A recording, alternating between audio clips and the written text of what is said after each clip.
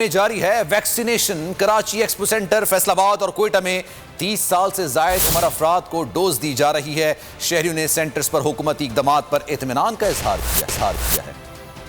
Corona से खुद को बचाएं, वैक्सीनेशन करवाएं। मुल्क में कोरोना वैक्सीनेशन में तेजी आ गई। एक्सपो सेंटर कराची में शहरियों का रश, 30 साल से ज्यादा उम्र के अफराद को डोज दी जा रही है। इंचार्ज डॉक्टर हसनैन मसूद के मुताबिक 66,000 लोगों को टीके लगाए जा चुके। अभी तक एक्सपो में 66,000 लोगों हम वैक्सीनेट कर चुके हैं।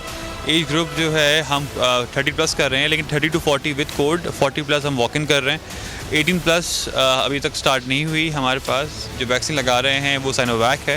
फैसलाबाद में भी SOPs के तहत शहरियों को सुबह 8 से रात 8 बजे तक टीके लगाए जा रहे हैं। ये हॉस्पिटल एडमिनिस्ट्रेशन ने जो है वो 8 से शाम 8 बजे तक का सेंटर कर दिया। एवरेज यहाँ पे 1000 के करीब जो पेशेंट्स को लग रही है, इसमें प्रॉपर उनका जो है SOPs का प्रोटोकॉल कोविड का वो फॉलो होता है। कोयटा के सरकारी अस्पतालों में कायम 11 सेंटर्स में वैक्सीनेशन का अमल जारी है। गवर्नमेंट ऑफ बलूचिस्तान का जो ये जो इकदाम है, ये बहुत अच्छा इकदाम है। बहुत आसानी से जो है आवाम को ये वैक्सीनेशन की जाए।